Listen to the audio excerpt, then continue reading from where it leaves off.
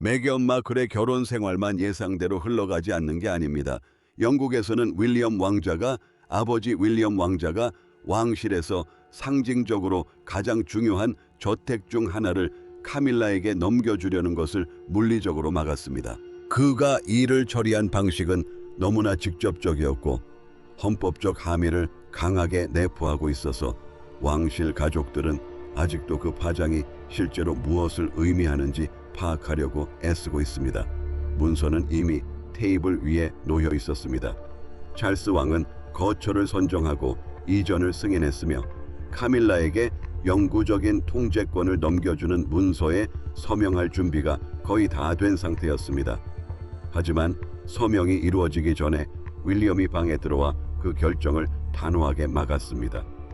속삭이는 제안도 미뤄진 메모도 재고해달라는 부드러운 요청도 없이 미래의 왕은 왕실 소유의 어떤 거처도 공식적인 투표 없이는 넘겨줄 수 없다고 선언했습니다.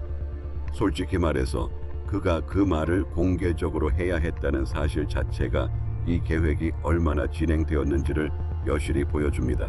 이 모든 혼란을 본격적으로 파헤치기 전에 만약 여러분이 단순히 헤드라인만 보는 것이 아니라 문서와 시간 순서대로 자세히 살펴보는 왕실 심층 분석에 관심이 있다면 오스티 우소시 크라운 워치를 구독하여 앞으로 나올 내용을 놓치지 마세요. 자, 찰스 왕세자는 질문과 반발을 예상했을 겁니다. 하지만 아들이 직접 들어와 서명되지 않은 승인서 위에 손을 얹을 줄은 몰랐겠죠. 그 행동은 차분했지만 오히려 그 차분함이 더 강렬하게 다가왔습니다. 윌리엄은 아버지에게 재고해달라고 부탁한 것이 아니라 그를 막은 것입니다. 칼스는 문서 위에 놓인 아들의 손을 내려다보았다가 눈을 들어 아무 말도 하지 않았다. 그는 왕으로서의 권위로 이 문제가 해결될 것이라고 진심으로 믿었다. 하지만 왕자는 그 문서에 줄을 그어버렸다. 카밀라는 보좌관이 복도에서 그녀를 발견할 때까지 아무것도 몰랐습니다. 그녀는 이미 직원 배치, 개조 공사, 궁궐 운영 방식 등에 대해 논의한 상태였습니다. 그녀는 모든 것이 순조롭게 진행되고 있다고 생각했습니다. 그때 윌리엄이 정은을 막았다는 소식이 전해졌습니다. 왕비는 걸음을 멈추고 보좌관을 돌려보낸 후 방으로 들어가 아무 말 없이 문을 닫았습니다. 분노보다 굴욕감이 먼저 밀려왔습니다. 그리고 이 점이 중요한데 이후 그녀의 반응을 설명해 주기 때문입니다. 윌리엄은 단순히 반대 의견만 가지고 그 방에 들어간 것이 아니었습니다. 그는 헌법 브리핑 자료를 제출했는데 이는 왕실의 결정과 관련된 법적, 재정적 한계를 설명하는 공식 문서였습니다. 이 브리핑 결과 보안, 유지 보수, 그리고 의뢰 비용이 왕실 자금 지원에 묶여있는 한 영구적인 통제권은 개인적으로 부여될 수 없다는 것이 드러났습니다. 이권 이양은 후대 왕조와 차기 군주의 권위에 영향을 미칠 것이었습니다. 단순히 누가 어디에 살 것인가의 문제가 아니라 수십 년 후 누가 그 결정에 대한 비용을 부담해야 할 것인가의 문제였습니다. 그 후 침묵은 불가능했습니다. 앤 여왕은 이 사실을 알지 못했습니다.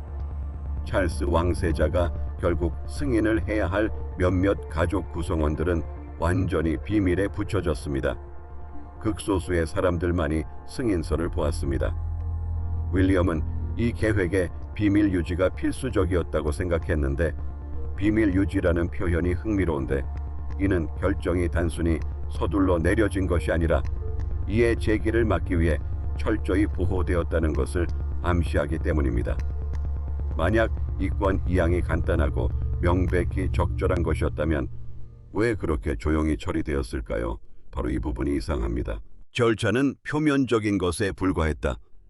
윌리엄은 고쿠이 바트아테 여왕이 거처에 관해 구체적인 약속을 남겼다고 믿었고 여왕의 정확한 말을 인용하여 찰스에게 따져 물을 생각이었다. 하지만 국왕이 요구한 내용을 밝히기 전에 그는 먼저 아버지 찰스 왕세자가 왜 카밀라에게 그 저택을 그토록 주고 싶어 했는지에 대한 고통스러운 진실에 직면해야 했습니다. 담장, 열쇠, 그리고 서명을 둘러싼 논쟁 뒤에는 완전히 다른 미래를 꿈꾸는 세 사람이 있었습니다. 찰스는 그 저택을 아내가 단순히 용인되거나 맞춰준 것이 아니라 진심으로 받아들여졌다는 최종적인 증거로 여겼습니다. 카밀라는 남편이 더 이상 자신을 지켜줄 수 없는 나를 대비한 보호막으로 생각했습니다. 윌리엄은 같은 건물을 개인적인 선물이 아니라 신탁으로 물려받은 것, 즉 결혼이나 원한, 개인적인 약속을 초월하여 왕실에 속한 상징으로 보았습니다. 같은 건물이 상징하는 바에 대한 세 가지 해석은 완전히 다르며 어느 쪽도 완전히 틀린 것은 아니기에 이 문제는 더욱 복잡해집니다. 칼스는 가장 깊은 개인적인 상처를 안고 있었다. 그는 수년 동안 카밀라가 왕실 업무를 수행하는 모습을 지켜보면서도 그녀 주변의 저항을 느껴왔다. 군중들은 박수를 쳤고 관리들은 고개를 숙였지만 그 수용은 마치 권력 교체 한 번으로 그녀가 다시 위험에 처할 수 있는 것처럼 조건부적인 것처럼 보였다. 그녀에게 거처를 제공하는 것은 단순한 관대함 이상의 의미를 지녔다. 그것은 그녀가 군주 옆에 임시적인 인물이 아니라 그가 그녀를 중심으로 구축한 군주제의 영구적인 일부라는 것을 가장 강력하게 선언하는 것이었다. 그리고 그러한 감정적 맥락을 이해한다면 그의 행동은 완벽하게 이해될 수 있다. 윌리엄 또한 그 감정을 이해했다. 그는 그 감정을 외면한 것은 아니었지만 선례가 될까 두려워했다. 왕자는 지금 맺는 모든 사적인 약속이 자신의 통치 기간 동안 부담이 될 수 있음을 알고 있었다. 왕실 자산은 단순히 값비싼 부동산이 아니었다. 그것은 여러 세대에 걸쳐 공식적인 용도로 왕실이 소유하는 집이었다. 개인적인 약속이 그러한 경계를 바꾸기 시작하면 미래의 왕은 모든 제한을 깨뜨리기가 더 쉬워질 것이라고 생각했다. 찰스는 그러한 저항을 자신의 결혼에 대한 거부로 여겼다. 윌리엄은 그 이전을 애정이 판단력을 압도하기 시작했다는 증거로 보았다. 두 사람 모두 서로를 배신했다고 생각하지 않았지만 배신감은 두 사람 모두에게 분명하게 느껴졌다. 왕은 아들이 가족보다 절차를 선택했다고 믿었다. 상속자는 아버지가 자신과 아버지가 함께 지키기로 맹세했던 기관보다 개인적인 맹세를 택했다고 믿었다. 그건 오해가 아니야. 근본적인 가치관의 충돌이지. 카밀라는 펼쳐진 평면도를 앞에 두고 홀로 앉아 표시된 방들을 살펴보았다. 그러고는 문서를 접어 폴더에 넣었다. 그녀의 분노는 분명했지만 그 밑에는 두려움이 깔려 있었다. 윌리엄의 개입은 그녀가 외면하려 했던 진실을 드러냈다. 그녀의 안전은 찰스가 그 안전을 보장할 만큼 강한 힘을 유지하는 한에서만 가능할지도 모른다. 이는 끔찍한 상황이며 그녀에게 저택이 단순한 지위나 안락함을 넘어 그토록 중요한 의미를 지닌 이유를 설명해준다. 카에서리는 대립이 시작되기 전에 이미 그 위험성을 알고 있었다. 윌리엄은 사적인 대화에서 아버지에게 도전하는 것이 오래도록 상처를 남길 수 있다는 것을 인정했다. 캐서리는 그에게 무엇을 해야 할지 지시하지 않았다. 공주는 오히려 양도 계약서에 서명하는 순간 침묵은 동의가 된다고 경고했다. 그녀의 말은 그가 사무실에 들어설 때까지 그의 머릿속에 맴돌았다. 그건 상황 전체를 재해석하는 아주 정확한 조언입니다. 윌리엄이 갈등을 원했는지 여부가 아니라 아무런 조치를 취하지 않으면 자신이 옳지 않다고 믿는 일에 공모하게 되는 것인지의 문제였습니다. 몇 달 전 카밀라가 안정적인 왕실 거처를 잃을까 두려워한다는 고백을 하자 찰스는 그녀에게 개인적인 약속을 했습니다. 그는 카밀라에게 언제나 왕실 거처가 있을 것이라고 확신시켜 주었습니다. 그 양도는 윌리엄이 그 사적인 맹세를 지키려는 시도였지만 아이는 윌리엄이 투표권을 요구하고 있음을 알아챘습니다. 그녀는 찰스가 전혀 알지 못했던 여왕과의 녹음된 사적인 대화에서 같은 경고를 들었던 기억이 있었습니다. 그리고 마침내 그녀가 봉인된 계좌를 열었을 때 가족 간의 분쟁은 군주의 최종적인 경계를 둘러싼 싸움으로 번졌습니다. 위기는 윌리엄이 문서를 가린 순간 시작된 것이 아니었습니다. 그것은 몇 년 전 윈저에서 열린 어느 사적인 저녁 식사에서 긴장된 분위기 속에서 여왕이 앤을 불렀을 때 시작되었습니다. 방에는 아무도 남아있지 않았습니다. 어떤 발표도 이어지지 않았습니다. 하지만 앤 공주가 떠나기 전 여왕은 한 가지 지시를 분명히 했습니다. 누가 왕위에 오르든 국왕의 집은 개인적인 충성심에 대한 보상이 되어서는 안 된다는 것이었습니다. 이 구분은 그 저녁 식사에 참석했던 누구도 이해하지 못했던 중요한 의미를 지니고 있었습니다. 개인 소유의 왕실 주택은 상속되거나 증여되거나 가족 신탁에 맡겨질 수 있었습니다. 관저는 달랐다. 그것은 군주의 업무를 지원하기 위해 존재했으며 그 비용, 직원, 보안 및 의례적 목적은 한 통치 기간을 넘어 지속되었습니다. 여왕은 이러한 경계가 약해지면 KGC의 개인적인 애정이 조용히 영구적인 제도적 의무로 변질될 수 있다고 우려했습니다. 아에는 아무래온 방해도 없이 경청했다. 어머니는 원망하는 어조로 말하지도 않았고 카밀라를 공격하지도 않았다. 대신 여왕은 딸에게 한 가지 원칙을 명심하라고 당부했다.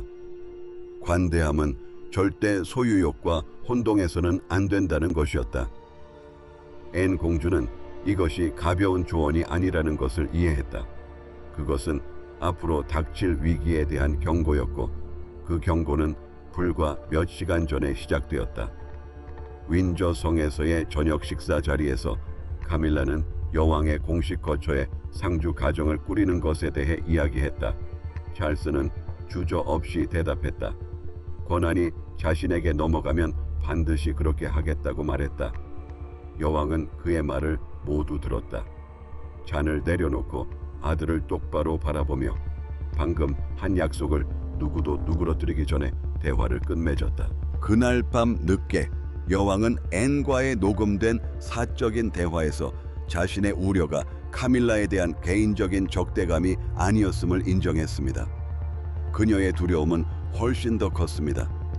만약 왕실 재산이 감정적 상처에 대한 보상이 된다면 모든 사적인 위로는 결국 공적 자금 지원, 상시 직원 배치, 그리고 후대 군주로부터의 보호를 요구하게 될 수도 있다는 것이었습니다. 여왕은 즉시 행동에 나섰습니다. 그녀는 공식적인 참고 자료로 보존될 짧은 메모를 작성하고 거기에 자신의 송을시로 한 문장을 덧붙였습니다. 거주지의 영구적인 이전은 집단적인 협의와 기록된 승인 없이는 이루어져서는 안 된다. 이 한 문장이 모든 것을 말해줍니다. 그 문서에는 양도가 불가능하다는 내용은 없었습니다. 다만 조용히 비공개로 아무도 타당한지 확인하지 않고 양도가 이루어져서는 안 되며 공증된 사본을 보관해야 한다는 내용이었습니다. 어머니가 살아계셨을 때는 양도 시도가 없었기 때문에 그녀는 그 문서를 사용하지 않았습니다. 찰스는 해당 부동산이 공무 수행에 필요한 용도로 계속 사용되어야 한다는 일반적인 경고만 받았을 뿐 여왕이 투표권 없이 배우자에게 영구적으로 양도하는 것을 명시적으로 거부했다는 사실은 전혀 알지 못했다.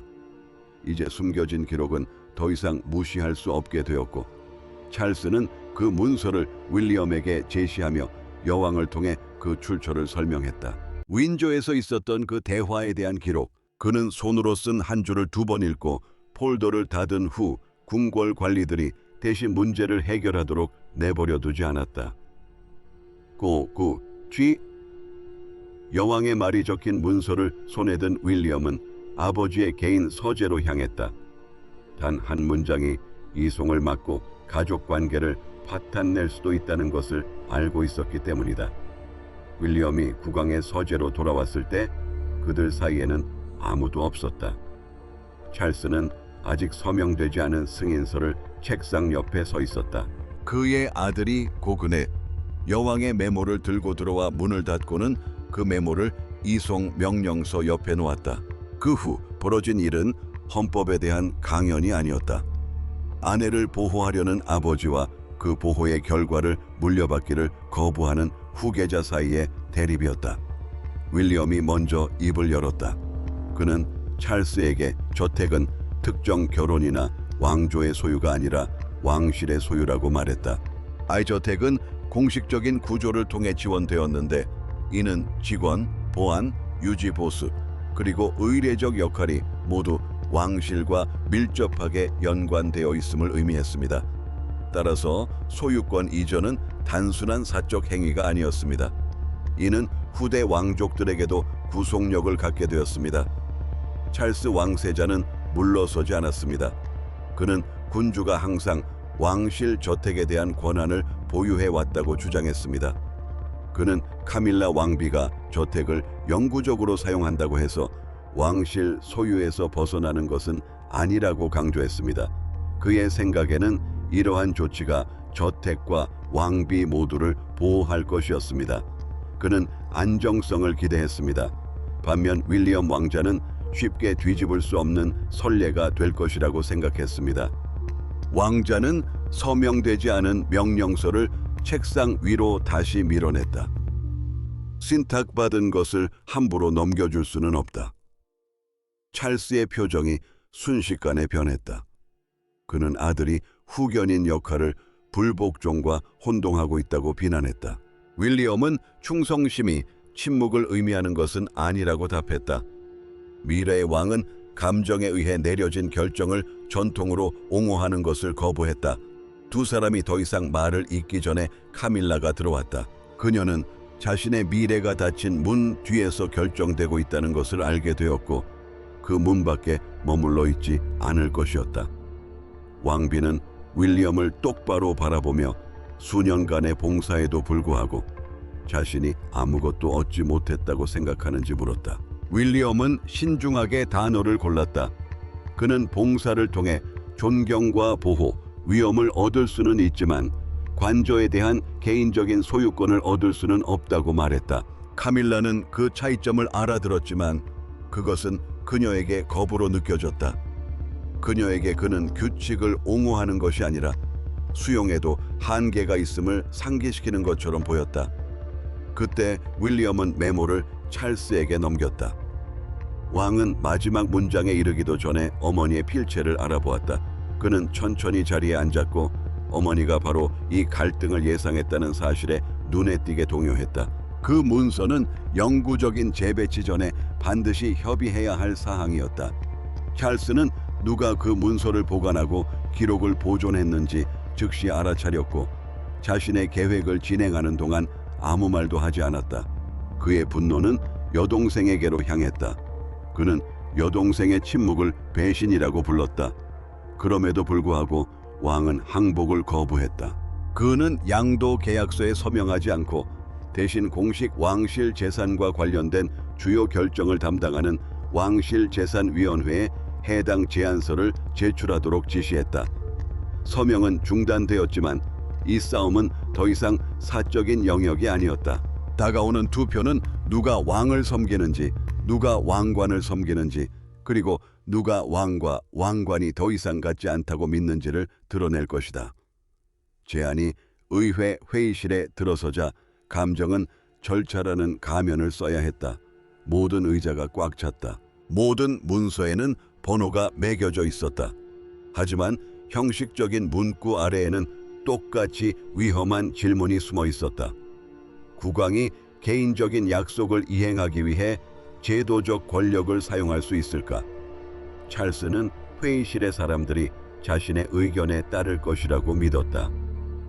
윌리엄은 고꾸려 왕비의 지시가 우선시될 것이라고 믿었다. 카밀라는 그 결과가 자신의 거주지 문제뿐만 아니라 더 많은 것을 좌우할 것이라는 사실을 알고 있었다. 찰스는 절제된 자신감으로 논의를 시작했다. 이제 왕실 부동산 위원회를 무시할 수는 없었다. 국왕은 여전히 그러한 합의를 제한할 권리가 있었다. 하지만 영구적인 독점적 통제는 승인이 필요했다. 왜냐하면 그 비용과 결과는 국왕의 재위 기간이 끝난 후에도 계속될 것이기 때문이다. 입장은 빠르게 형성되었다. 몇몇 고위 관리들은 찰스가 군주로 있는 동안 카밀라가 거주할 수 있도록 갱신 가능한 계약을 지지했다. 윌리엄과 앤은 영구적인 개인 소유권을 암시하는 어떤 표현도 거부했습니다. 에드워드는 왕실 재산의 경계를 약화시키지 않으면서 왕비의 위엄을 지킬 수 있는 중도적인 방안을 모색했습니다. 찰스는 충성심과 복종이 구분되기 시작하는 것을 지켜보았다. 발언자들은 모두 그에게 존경심을 표했지만 동시에 존중과 지지를 표하는 태도를 보였다.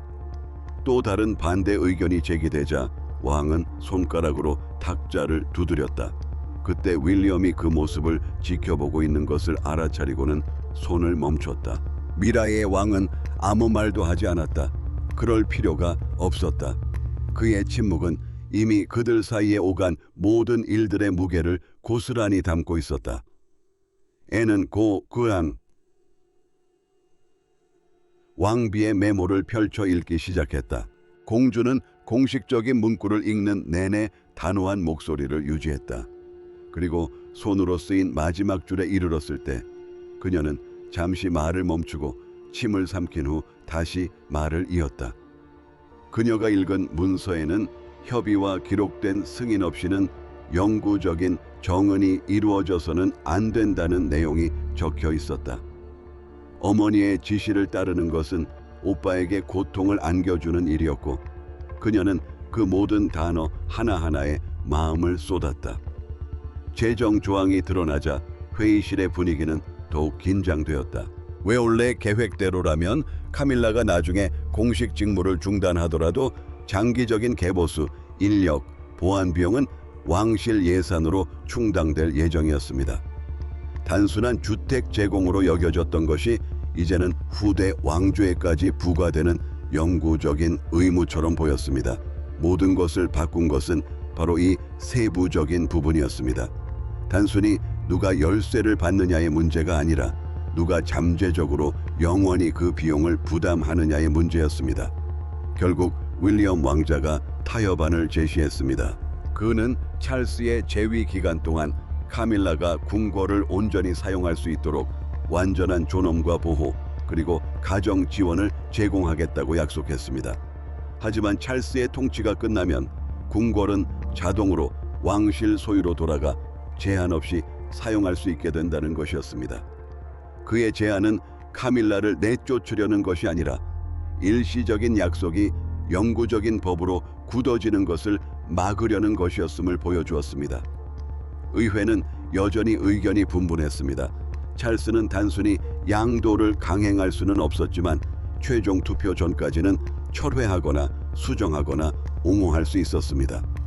왕이 원본 문서를 집어들자 모두의 목소리가 멈췄습니다. 찰스는 약속을 지키겠다는 결심으로 회의장에 들어섰지만 그 약속 속에 숨겨진 조항 때문에 이제 카밀라를 보호하는 것과 윌리엄에게 물려줄 권위를 지키는 것 사이에서 선택을 강요받았습니다. 공식 성명이 발표되기 전에 카밀라는 이미 그 사실을 알게 되었습니다. 찰스가 군주로 있는 동안 왕비로서 궁궐을 사용할 수 있지만 영구적인 왕실 소유가 되지는 않을 것이라는 내용이었습니다. 미래에 대한 어떠한 권리도 보장되지 않았고 개인적인 양도도 찰스의 통치가 끝나면 효력을 잃게 될 것이라는 의미였습니다. 서류상으로는 형식적인 차이처럼 보였지만 카밀라는 그 내용이 낭독되는 순간 감정적인 판결임을 즉시 이해했습니다. 그녀는 여왕의 거처에 거주할 수는 있었지만 결코 소유할 수는 없었다. 찰스는 원래 제안을 철회하고 윌리엄이 수정한 제안을 받아들였다. 왕비는 재위 기간 동안 완전한 경호와 직원 그리고 해당 부동산을 사용할 수 있는 권한을 부여받았지만 소유권과 향후 관리권은 왕실에 남아 있었다. 한때 영구적인 약속으로 제시되었던 것이 일시적인 허가로 축소되었고, 이러한 차이는 어떤 공식 발표에서도 인정할 수 없을 만큼 심각한 결과를 초래했다. 그 여파는 곧바로 나타나기 시작했다. 관계자들은 영구적인 구조 변경을 수반하는 개보수 계획을 동결했습니다. 직원 임명에 대한 검토도 진행되었습니다. 카밀라의 미래 가해인 저택으로 사용될 것이라고 명시된 문서들은 회수되어 다시 작성되었다. 수정될 때마다 찰스가 그녀에게 주었던 확신이 조금씩 사라져갔기에 그 결정은 더욱 확고하게 느껴졌다. 카밀라는 사용하지 않은 열쇠들을 테이블 위에 둔 채 홀로 앉아 있었다. 그녀는 열쇠를 던져버리지도 않았고 시종을 부르지도 않았다. 왕이 들어오자 그녀는 그를 바라보며 당신은 그런 약속을 할 권한이 있었습니까? 라고만 물었다. 찰스는 즉시 대답할 수 없었다. 침묵이 모든 것을 드러냈다. 그는 마침내 수년간의 거절과 불안감을 없애고 싶었기에 확실한 약속을 했다고 인정했다. 여왕은 그녀에게 영구적인 왕실 거처를 제공함으로써 누구도 다시는 그녀를 밀어낼 수 없다는 것을 증명할 수 있을 거라고 믿었던 것이다. 카밀라는 그의 말을 듣고는 지킬 힘도 없이 한 약속은 처음에는 위안을 주었지만 결국에는 굴욕감만 안겨주었다고 말했다. 윌리엄은 곧 그녀가 그 결과를 어떻게 해석했는지 알게 되었다. 궁궐 비공개 브리핑을 통해 윌리엄은 카밀라가 자신이 절차를 이용해 그녀를 공개적으로 임시 왕위 계승자로 규정했다고 믿고 있다는 사실을 전해 들었다. 그 비난은 그를 불안하게 만들었다. 그는 왕실을 지켜왔지만 이제 서류상의 승리가 여전히 가족을 파괴할 만큼 강력한 상처를 남길 수 있다는 것을 깨달았다. 캐서린은 피해가 더 심각해지기 전에 대응했다. 공주는 개인적인 소환을 통해 그 투표가 카밀라를 왕실에서 배제하려는 의도가 전혀 없었음을 설명했다. 그녀는 모든 집, 자귀, 특권이 법적 한계가 있음을 상기시키는 잔혹한 현실을 인정했다. 카밀라는 서한을 2번 읽었지만 답장을 보내지 않았다. 대신 윌리엄과 단둘이 만나자고 요청했다. 찰스도 보좌관도 준비된 성명서도 없이. 왕실 회의는 재산 문제를 해결했지만 밀실에서 윌리엄과 카밀라는 각자가 왕실에 부여한 의미를 지키며 가족이 살아남을 수 있을지 결정하려 했다. 윌리엄은 가인 응접실에 들어서면 분노를 예상했다. 다혜신 그는 차가운 벽난로 옆에 서 있는 카밀라를 발견했다. 보좌관도 서류철도 미리 준비된 논쟁거리도 없었다. 카밀라는 그에게 투표 결과를 번복해달라고 요구하지 않았다. 그녀는 그가 자신을 왕실 안에서 안전하다고 느끼게 해줄 의도가 있었는지 물었다. 그의 대답은 이 분쟁이 헌법적 수정으로 끝날지 아니면 찰스도 왕실도 회복할 수 없는 개인적인 균열로 굳어질지를 결정할 것이었다. 카밀라는 회담을 시작하기 전에 한 가지 조건을 내걸었다. 그 방에서 오간 말은 비서나 법률 고문, 왕실 성명을 통해 전달되어서는 안 된다는 것이었다. 윌리엄은 동의했다. 시작된 이래 처음으로 그들은 진실로부터 자신들을 보호하는 제도적 언어 없이 직접 이야기하게 될 것이다.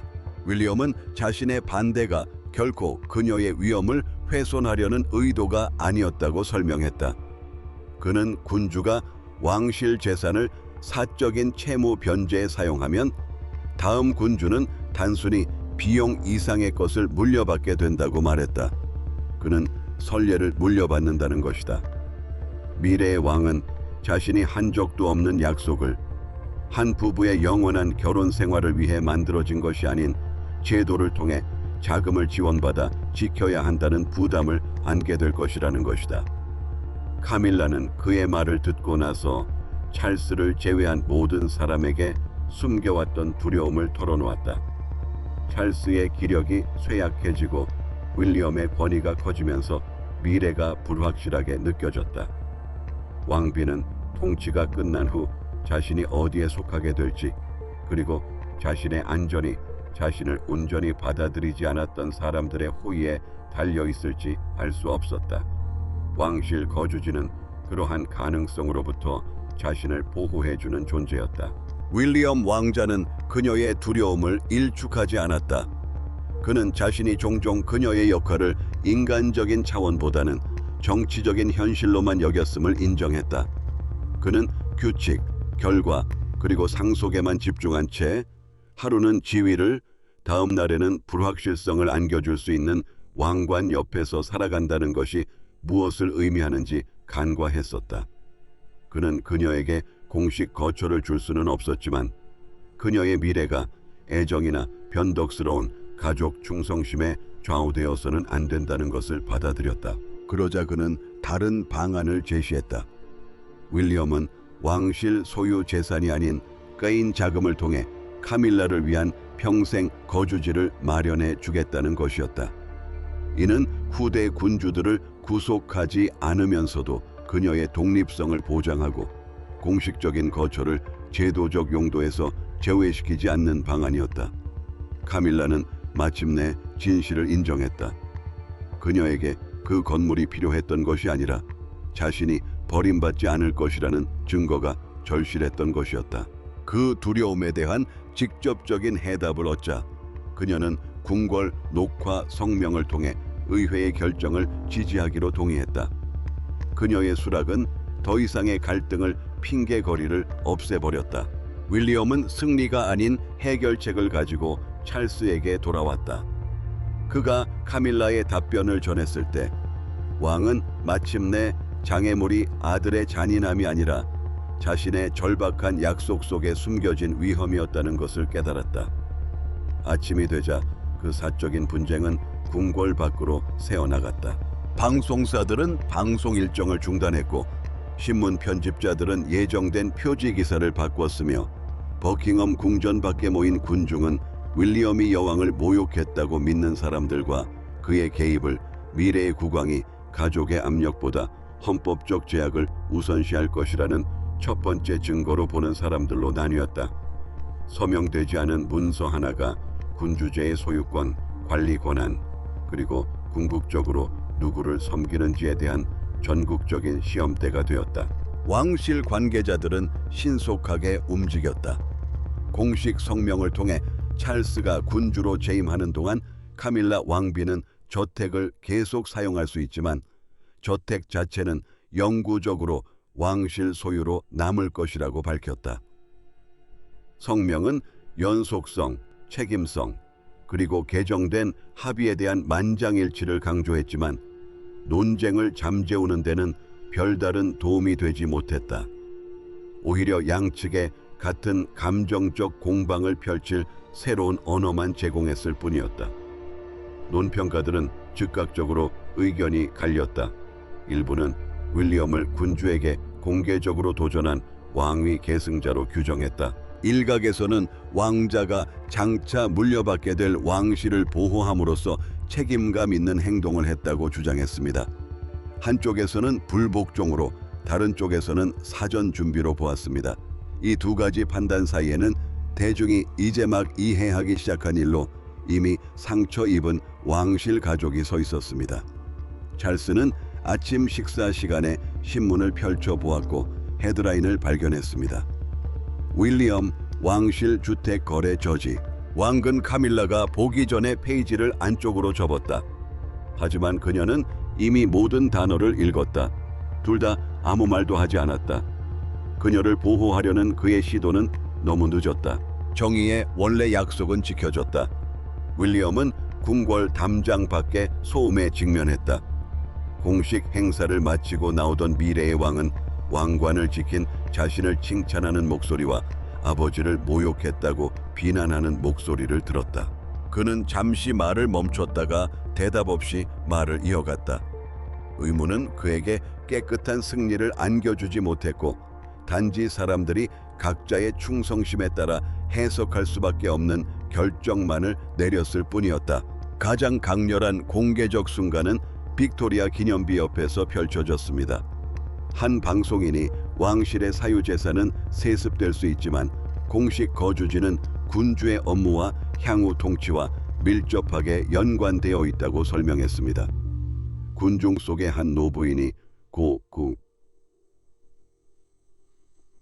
여왕의 사진을 들고 여왕께서는 규칙이 국민보다 오래 지속되기를 바라셨을 거예요 라고 말했습니다. 그녀의 말은 왕실 공식 성명보다 더 빠르게 퍼져나갔습니다. 그러자 카밀라가 직접 나서서 추측을 종식시켰습니다. 녹화된 공개 메시지에서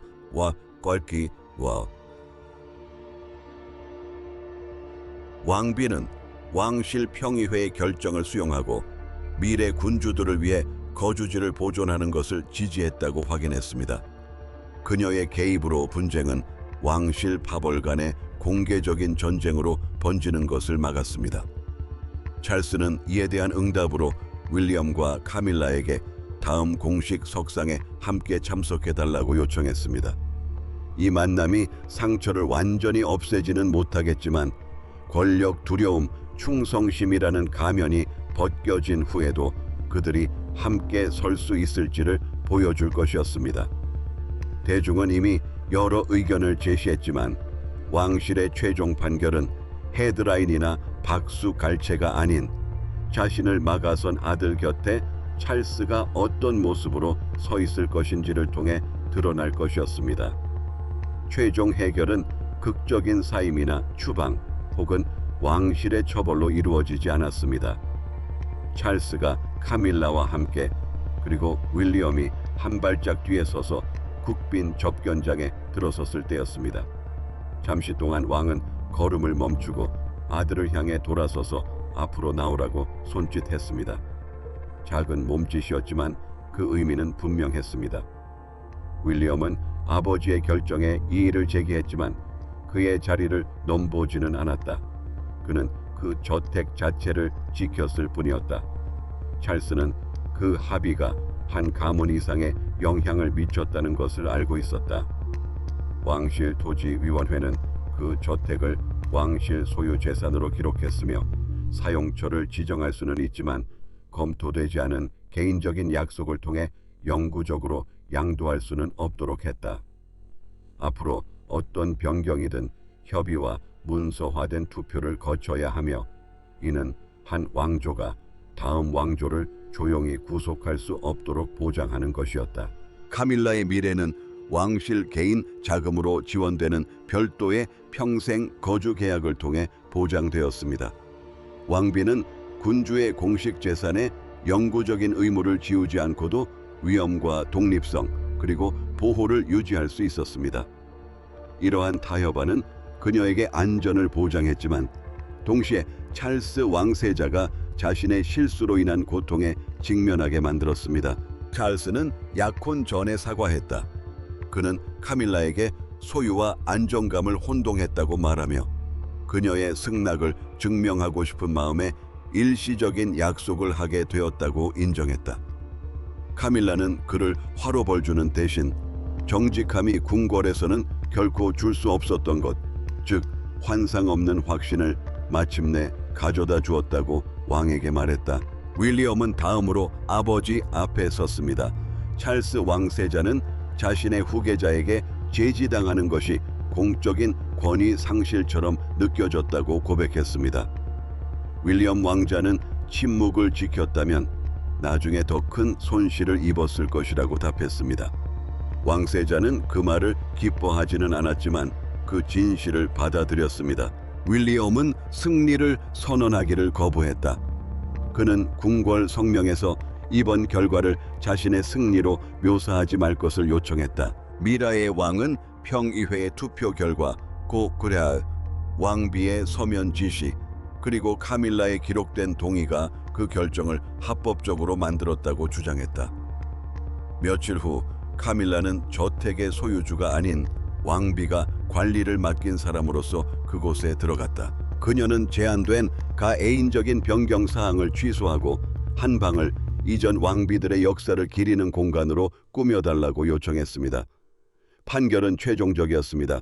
찰스는 아내를 보호했고 윌리엄은 왕위를 지켰습니다. 카밀라는 후계자들에게 속한 것을 소유하지 않고도 자신의 미래를 확보했습니다. 그 애인적인 충성심은 왕실의 영구적인 법으로 제정되기 전에 이미 시정되었다.